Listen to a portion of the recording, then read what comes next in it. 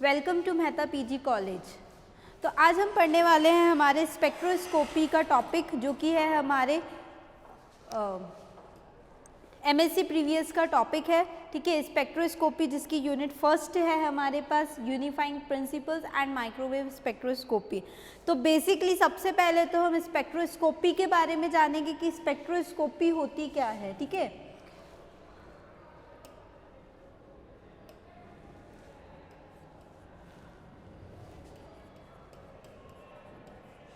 spectroscopy.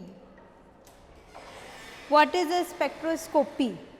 So let's start with this topic. What is a spectroscopy? ठीक है, तो basically spectroscopy जो बनी है वो हमारे इलेक्ट्रोमैग्नेटिक रेडिएशंस के थ्रू बनी है। अब सबसे पहले बात करते हैं कि इलेक्ट्रोमैग्नेटिक रेडिएशंस क्या होती है। ठीक है, तो EMR वेव्स, ठीक है, EMR वेव्स क्या है हमारी?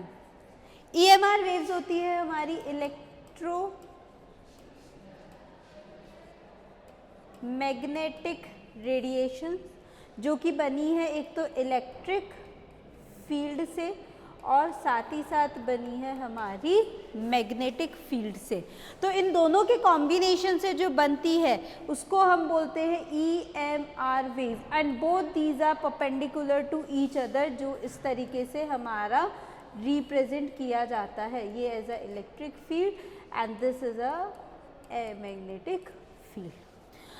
So when we interact these EMR waves on any substance, then we get a spectrum, and that spectrum is known as EMR spectrum.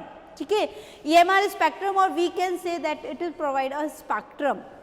So for we that, ठीक है,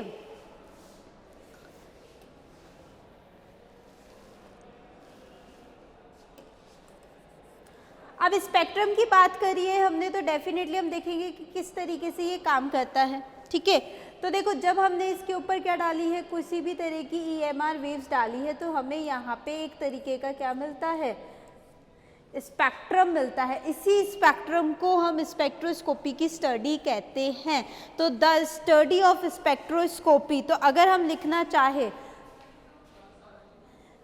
when a beam of a light is interact upon a prism, it disperses into various directions. ठीक है, and this is called Vibgyor, जो कि हमारी various directions के अंदर क्या हो रही है, इंट्रैक्ट हो रही है। उसी को हम क्या बोलते हैं, हमारी EMR वेव्स कहते हैं, एंड इसी को हम क्या बोलते हैं, हमारा स्पेक्ट्रम कहते हैं। तो this we get is a spectrum. ठीक है, तो अगर हम इसको अब लिखना चाहें तो क्या लिखेंगे, when a beam of EMR waves interacts with a substance is interact with a substance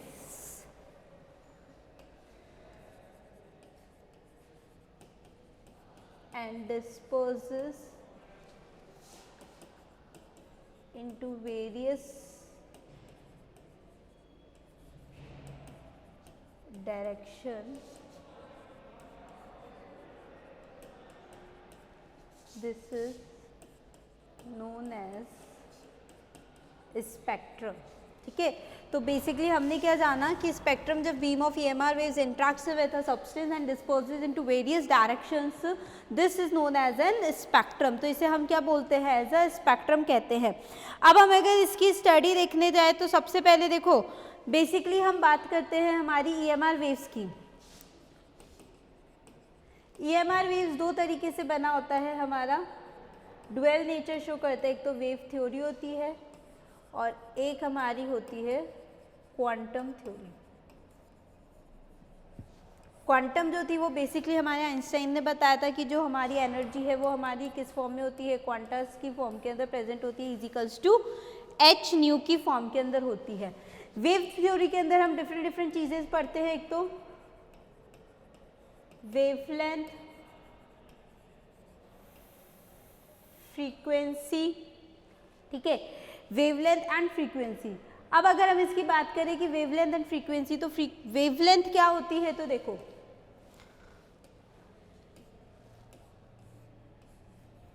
when we draw a wave and between these two troughs, इसको क्या बोलते हैं, तो troughs, इनके बीच की जो डिस्टेंस होती है इसको हम क्या बोलते हैं, लैम्डा बोलते हैं, ठीक है।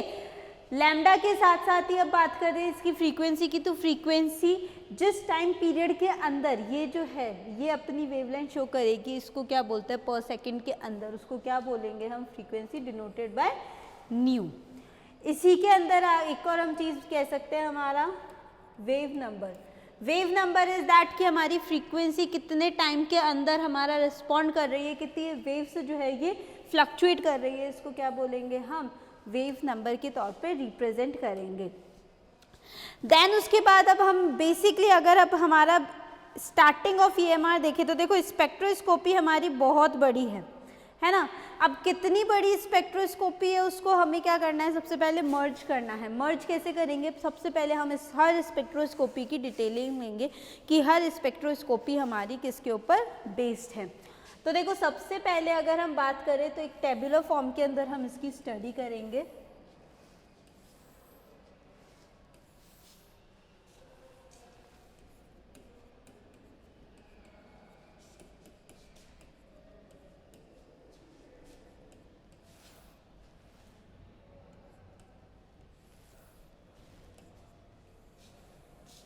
This is a way of learning. Long radio waves. This is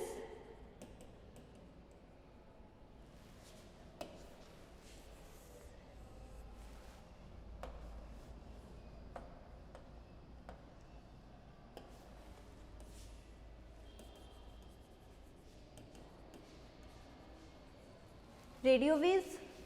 This is microwave, ठीक है, and this is what, infrared,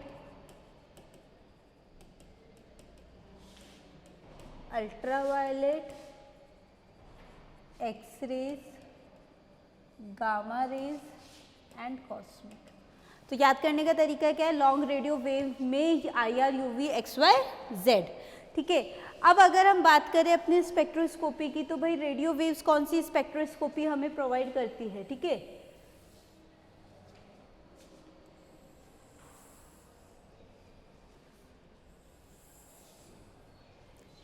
ठीक है, तो अगर हम यहाँ पे बात करें तो सबसे पहले हम स्पेक्ट्रा देखेंगे, यहाँ पे कौन सी स्पेक्ट्रा देता है हमें, ठीक है। उसके बाद हम इसकी वेवलेंथ देखेंगे, वेवलेंथ के बाद हम इसके क्या देखेंगे, एप्लीकेशंस देखेंगे कि कहाँ कहाँ पे हम इसको अप्लाई कर सकते हैं। तो स्पेक्ट्रोस्कोपी की बात करें तो कौन कौन सी देती है हमें, NMR और ESR। माइक्रोवेव की बात करें तो कौन सी देती है हमें, ये रोटेशनल। IR की बात करें तो हमें कौन सी देती है, वाइब्रेशनल। UV की अगर हम बात करें तो हमें ये देती है UV स्पेक्ट्रोस्कोपी, ठीक है। ये देती है हमें एक्सरे डिफ्रैक्शन। उसके बाद हम बात करें हमारी गामा की, तो गामा हमें देती है मॉसबे, एंड कॉस्मिक हमें कोई स्पेक्ट्रोस्कोपी हमें प्रोवाइड नहीं करती है। अब अगर हम यहाँ पे देखो ये बात करें तो एज अ हम यहाँ पे जाते हैं तो हमारी क्या करती है, वेवलेंथ जो है वो इंक्रीज होती है, और अगर वेवलेंथ इंक्रीज हो रही है तो डेफिनेटली क्या होगा, फ्रीक्वेंसी कम हो जाएगी। अब वेवलेंथ इंक्रीज हो रही है तो यहाँ से ये क्या हो जाएगा हमारा, लेसर एनर्जी, ठीक है, और ये वाला हो जाएगा हमारा मोर एनर्जी, ठीक है। अब अगर हम इसकी वेवलेंथ की बात करें तो हमने कहा है ना वेवलेंथ इंक्रीज हो रही है, हमें ज़्यादा तो देखो ध्यान नहीं रखना है, हल्का बहुत हम इसके अंदर ध्यान रख सकते हैं कि हमारा किससे कितना हो रहा है, ठीक है। 10 की पावर 6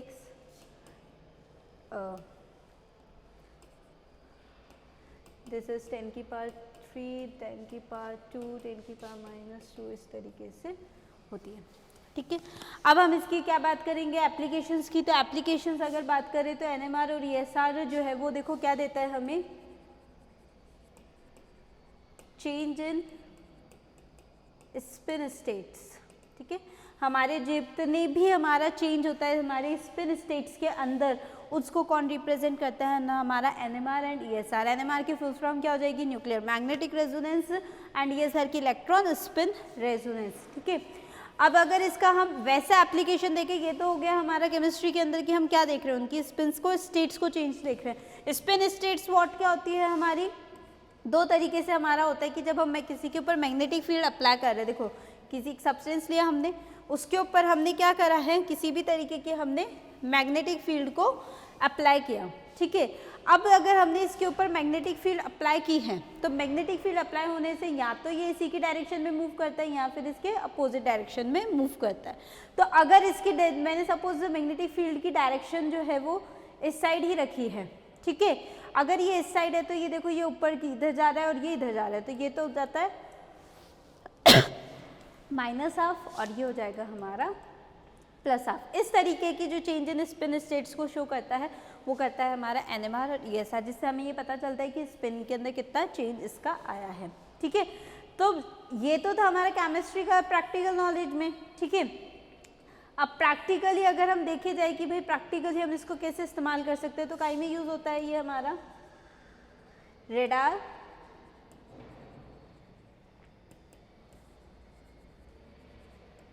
कम्युनिकेशंस के अंदर हो गया। ठीक है, माइक्रोवेव की बात करें तो माइक्रोवेव जो है वो देता है हमें चेंज इन रोटेशन।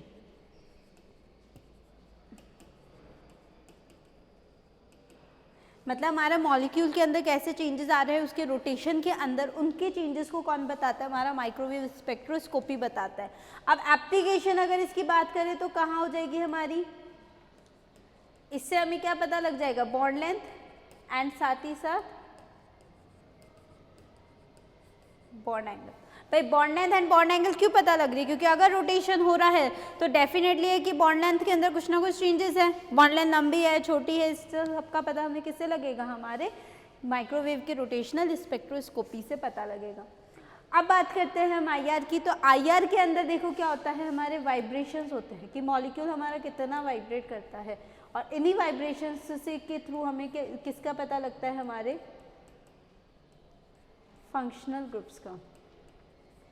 जितने भी हमारे फंक्शनल ग्रुप्स हैं उनकी स्टडी कौन प्रोवाइड करवाता है, हमें आईआर प्रोवाइड करवाता है, वाइब्रेशनल स्पेक्ट्रोस्कोपी प्रोवाइड करवाती है। देन अगर हम बात करते हैं हमारी यूवी की, तो देखो यूवी क्या है, यूवी के थ्रू जो है बेसिकली तो हमें क्या पता लगता है, इसके चेंजेस, कलर्स भी देता है, एब्जॉर्प्शन स्पेक्ट्रोस्कोपी भी देता है। तो इस तरीके की वेरियस स्पेक्ट्रोस्कोपी ये हमें प्रोवाइड करता है। अब वेरियस स्पेक्ट्रोस्कोपी जब ये प्रोवाइड करता है तो हम देखते हैं इसके अंदर हमें पता लगता है कि मॉलिक्यूल के अंदर कॉन्जुगेशन है या नहीं है, कॉन्जुगेशन एंड अनसैचुरेशन। ठीक है, इन दोनों का पता कौन देता है, हमारा यूवी स्पेक्ट्रोस्कोपी देती है। अब बात करें हम हमारी एक्सरे की। एक्सरे क्या देता है, तो क्रिस्टल स्ट्रक्चर प्रोवाइड करवाता है ये हमें, क्रिस्टल स्ट्रक्चर।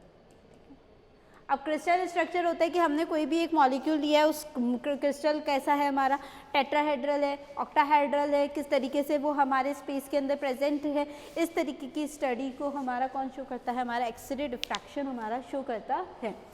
एप्लीकेशंस की अगर इसकी बात करें कि कहाँ कहाँ पे यूज़ होती है, तो सबसे पहले तो बोन्स की स्टडी के अंदर यूज़ किया जाता है। ये होता है ना, हमारा बोन फ्रैक्चर हो जाती है, हम जाते हैं एक्सरे करवाते हैं, देन हमारे एक्सरे से हमें पता लगता है कि हमारी बोन्स के अंदर कितना डैमेज है। तो वो हमारा क्या कर रही है, अंदर तक पेनिट्रेट कर रही है ना, हमारे रेज जो है, इसी वजह से हमारे बोनी स्ट्रक्चर हमें दिखता है, हमारे स्केलेटन पता लगता है। तो सेम उसी तरीके से वो क्रिस्टल के अंदर भी पेनिट्रेट करती है और उसका पूरा आउटर एरिया को हमें ढंग से एक्सप्लेन करती है। ठीक है, अब बात करें हमारा मॉसबेयर का। तो देखो मॉसबेयर हमें इतना नहीं देखना है, मॉसबेयर बेसिकली हम किस में पढ़ते हैं, हमारे एमएससी फाइनल के अंदर पढ़ी जाती है। अब बात करें इसकी कि भाई मॉसबेयर है क्या, है ना, तो देखो मॉसबेयर में क्या होता है, हमारा change in transition state of A molecule. पूरा का पूरा हमारा ट्रांजिशन स्टेट को बताता है कि हमारा ट्रांजिशन स्टेट कौन सा है। ये जो स्टडी है ये कौन प्रोवाइड करवाता है, हमारा मॉसबे प्रोवाइड करवाती है। अगर इसकी एप्लीकेशंस की बात करें तो हमारा ये जो है ये एप्लीकेशन इसका देखा जाए तो हमारा यूज़ होता है ये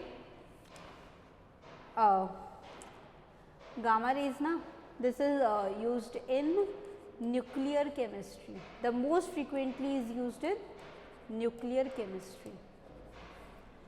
अब देन हमारी क्या बात आई कॉस्मिक की, तो कॉस्मिक हमें किसी तरीके का कोई हमारा डेटा प्रोवाइड नहीं करवाती है, केवल अगर इसका एप्लीकेशन देखा जाए तो कॉस्मेटिक सर्जरीज के अंदर हम इसका यूज़ कर सकते हैं, ठीक है, which is dangerous to our health, क्योंकि कॉस्मिक रेज देखो मैंने क्या लिखा है, मोर एनर्जी की होती है। अब मोर एनर्जी है तो डेफिनेटली हमारी बॉडी के लिए हार्मफुल है, तो जिस वजह से हमारे cosmetic surgeries are not so useful for our body, it damages our body. आजकल के टाइम के ऊपर बहुत हो भी रहा है कि हमारा कॉस्मेटिक सर्जरीज जो करवा रहे हैं और उनके ड्रॉबैक्स हमें दिख रहे हैं, तो it is not so useful but still it is applicable in our society, so we should study on that. And साथ ही साथ we use for nuclear chemistry. So these are the whole spectroscopy which we should be study in our spectroscopy, जो हमें पढ़नी है हमारे spectroscopy के पूरे, चाहे से वो हमारा क्या हो, एमएससी प्री हो एमएससी फाइनल हो, ये पूरा का पूरा हमें डेटा पढ़ना है। थोड़ी बहुत और भी स्पेक्ट्रोस्कोपी होती है, वो डिफरेंट उसके ऊपर डिपेंड करती हैं, ठीक है। अब साथ ही साथ देखो ये तो पूरा चार्ट था हमारा कि कौन कौन सी स्पेक्ट्रा हमें पढ़नी है। अब अगर हम बात करें कि थोड़ा सा और बात कर लेते हैं, देखो ईएमआर वेव्स है, दोनों है उसके पास, मैग्नेटिक फील्ड भी है, इलेक्ट्रिक फील्ड भी है, दोनों जब उसके पास प्रेजेंट है तो हमारे हम ये कहते हैं कि जो हमारी एनएमआर है एंड ईएसआर है, ठीक है, both these depends on magnetic field. और बाकी जितनी स्पेक्ट्रोस्कोपी पढ़ोगे वो पढ़ोगे तुम किसके ऊपर, इलेक्ट्रिक फील्ड के ऊपर, अदर देन दिस, ठीक है। तो इसके अलावा जितनी भी स्पेक्ट्रोस्कोपी पढ़नी है कहाँ पढ़नी है, हमारे इलेक्ट्रिक फील्ड के ऊपर हमें पढ़नी है। अब डिपेंड करता है, कुछ अब्जॉर्प्शन देता है, कुछ एमिशन देता है, तो वो हम जैसे जैसे स्पेक्ट्रोस्कोपी स्टार्ट करते जाएंगे उसका सबसे पहले प्रिंसिपल पढ़ेंगे कि बेसिकली वो उसका प्रिंसिपल कहता क्या है हमें, ठीक है। जब तक वो प्रिंसिपल नहीं बोलेगा तब तक हम उसको नहीं बोलेंगे कि कौन सा दे रहा है। तो वैसे ही हम एनएमआर ईएसआर जब स्टार्ट करेंगे तो हम मैग्नेटिक फील्ड का उसका प्रिंसिपल बताएंगे, माइक्रोवेव पढ़ेंगे तो हम इलेक्ट्रिक फील्ड्स के ऊपर जाएंगे, ठीक है, रोटेशनल कैसे हो रहा है, क्या हो रहा है, वो सारी की सारी चीज़ें हम उसके अंदर देखने वाले हैं। तो बेसिकली हमने ये सारी चीज़ें तो देख ली है। अब हमारा थोड़ा सा और बचता है,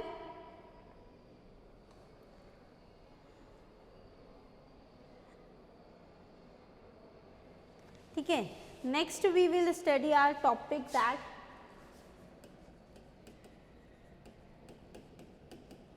इंटरेक्शन ऑफ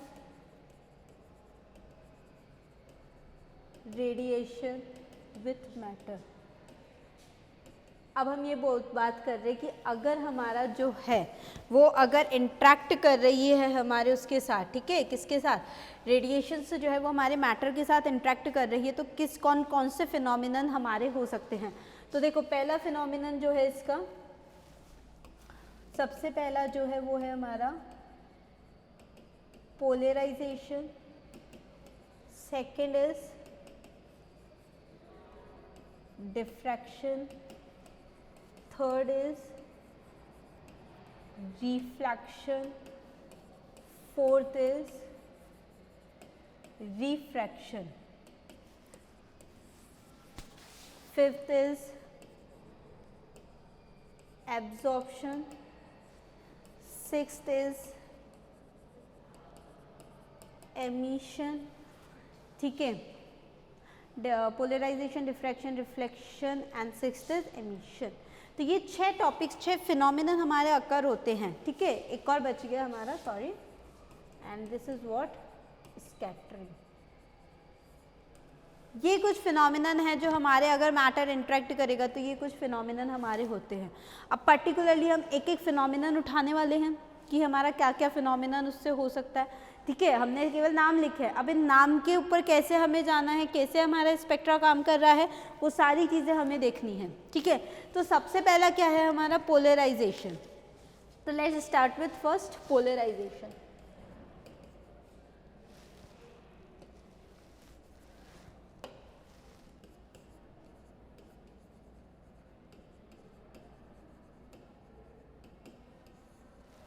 अब पोलराइजेशन है, ठीक है, तो पोलराइजेशन का मतलब क्या होता है कि मॉलिक्यूल पोलराइज्ड हो जाए। पोलराइज्ड मतलब हमारे पोलर आयंस हमें मिल जाए पॉजिटिव एंड नेगेटिव।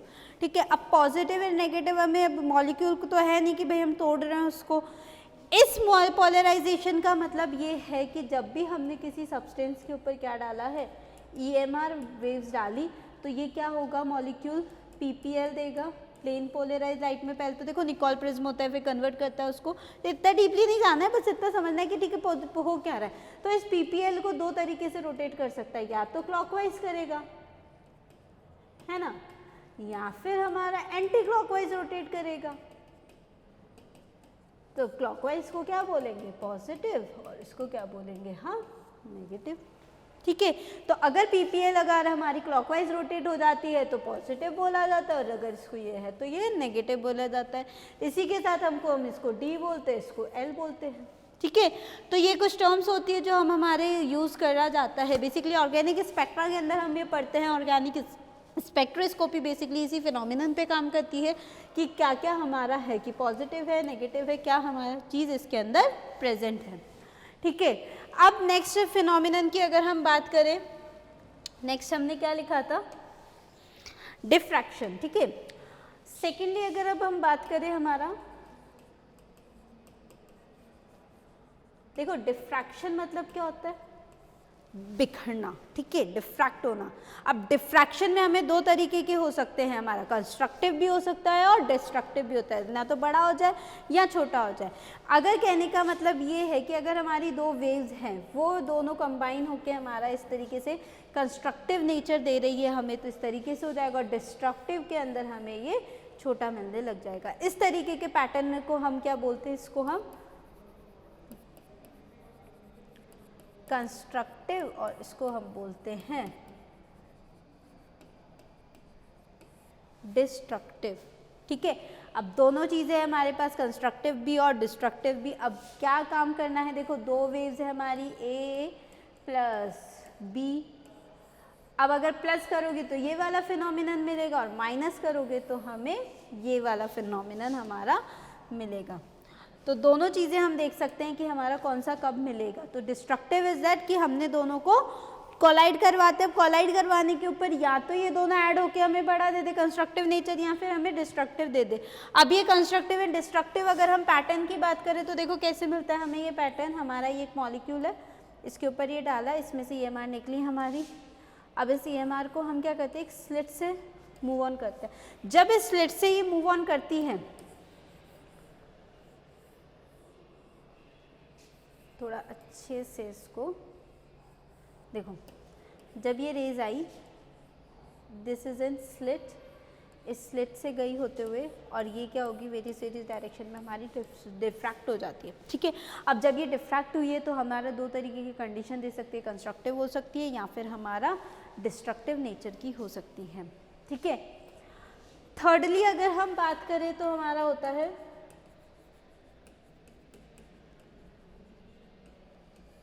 रिफ्लेक्शन। ठीक है, रिफ्लेक्शन मतलब क्या होता है कि हमारी लाइट रेज किसी के ऊपर आ रही है एंड रिफ्लेक्ट हो जाए, जिसके अंदर हम बचपन से ये फिनोमिनन पढ़ते आ रहे हैं कि हमारा कोई भी क्या हो, एक प्लेन हो, इसके ऊपर हमने रेज डाली, इंसिडेंट हुई, और ये फिर वापस रिफ्लेक्ट हो जाए। तो इसमें हम ये भी पढ़ते थे, ये नॉर्मल होता है, देन हम एंगल I बनाते हैं, देन एंगल R बनाते हैं, मतलब angle of incidence is equals to angle of R। इस केस को क्या बोलते हैं हम, रिफ्लेक्शन बोला जाता है, जहाँ पे किसी तरीके का हमारा चेंज नहीं आता है। जैसे इंसिडेंट हुई है राइट ले, वैसे के वैसे ही क्या हो जाती है, वो रिफ्लेक्ट हो जाती है। देन उसके बाद हम क्या पढ़ेंगे, हमारा रिफ्रैक्शन। रिफ्रैक्शन के अंदर हमारा बेंडिंग अकर होती है। बेंडिंग कैसे होती है कि अगर हमने कोई भी मॉलिक्यूल लिया है, अब हम उसको डेंसर से रेयर के अंदर लेके जाएं या रेयर से डेंसर के अंदर लेके जा रहे हैं। सपोज ये हमारा डेंसर मीडियम था, ये हमारा रेयर मीडियम था, हम यहाँ पे एक लाइट रे डाली, होना तो क्या चाहिए था कि ये सीधी निकल जाए यहाँ से, लेकिन ऐसा ना हो कि यहाँ से ये क्या होता है, थोड़ा सा बेंड होने स्टार्ट हो जाती है। इसी बेंडिंग को हम क्या बोलते हैं, लेटरल इन्वर्जन कहते हैं।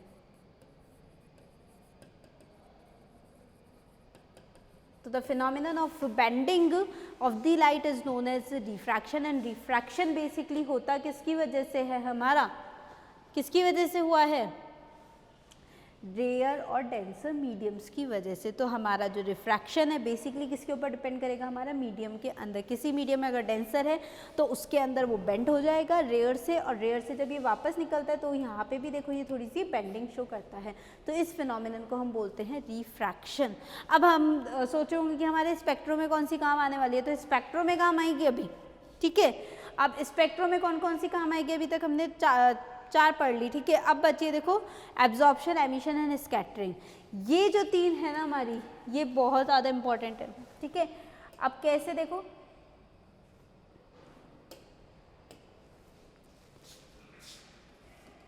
फिफ्थ की अगर हम बात करें तो हमारा एब्जॉर्प्शन, ठीक है।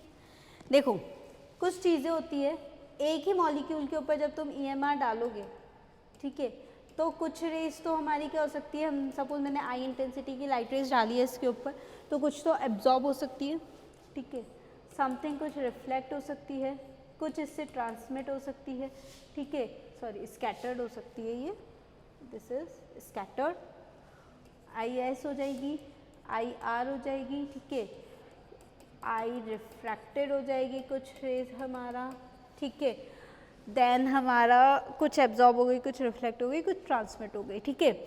अब अगर हम देखा जाए तो ये रिफ्लेक्शन पे हमें रिफ्लेक्शन स्पेक्ट्रोस्कोपी देती है, स्कैटरिंग के ऊपर ये हमें कौन सी देती है, रमन स्पेक्ट्रा देता है, ठीक है, ट्रांसमिट होती है एंड हमारी रिफ्रैक्टेड होती है। तो वेरियस हमें स्पेक्ट्रोस्कोपी यहाँ से मिलती है। बेसिकली जो पढ़नी है वो हमें रमन पढ़ना है। अब IA एब्जॉर्प्शन, IA एब्जॉर्प्शन के ऊपर देखो कौन कौन सी है हमारी, माइक्रोवेव, UV एंड IR।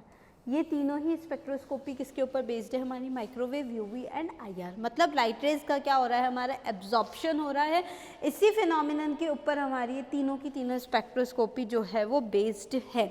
अब भाई अगर ये क्या हो रही है, एब्जॉर्ब हो रही है, ठीक है, तो एब्जॉर्ब होने पे तीन स्पेक्ट्रोस्कोपी दे रही है। अब उन स्पेक्ट्रोस्कोपी में हम क्या क्या चेंजेस देखेंगे, क्योंकि हर स्पेक्ट्रोस्कोपी क्या अलग फिनोमिनन देती है। माइक्रोवेव दे रही है हमें रोटेशनल, UV हमें क्या दे रही है, हमारे कॉन्जुगेशन के बारे में बता रही है हमारा, और बेसिकली UV से हमें एब्जॉर्प्शन की कहानी भी पता लगती है, ट्रांसमिशन से हमें पता लगते हैं कि हमारे जो ये होते हैं सिग्मा, पाई, N, इनकी जो कहानी है कि कहाँ से कहाँ किस लेवल तक ट्रांसमिट होगा, वो सारी चीज़ें हमें पता लगती है। सेम विथ IR से भी हमें ये पता लगता है। तो एब्जॉर्प्शन बेसिकली हमें क्या देता है कि कितनी रेज हमारी एब्जॉर्ब हो रही है। इसी एब्जॉर्प्शन के ऊपर हम हमारा पूरा का पूरा UV पढ़ते हैं वैसे तो, और UV के अंदर हम पढ़ते हैं हमारा बेसिकली बियर्स-लैम्बर्ट लॉ, ठीक है। इतना डीप नहीं जाना है हमें, मैंने पहले ही बोला है कि हमें जितना नीड है हम उतना ही स्टडी करने वाले हैं। तो ये हम क्या पढ़ेंगे, हमारा बियर्स-लैम्बर्ट लॉ। अब इसके बाद हम बात करते हैं हमारा नेक्स्ट जो था हमारा एमिशन। एमिशन जो है वो हमारा दो तरीके से हो सकता है, एक हो सकता है हमारा रेडिएटिव एंड एक हो सकता है हमारा नॉन रेडिएटिव, ठीक है। अब रेडिएटिव की अगर बात करें तो दो फिनोमिनन ये देता है हमें, फॉस्फोरेसेंस और फ्लोरोसेंस, ठीक है। नॉन रेडिएटिव में हमें ये देता है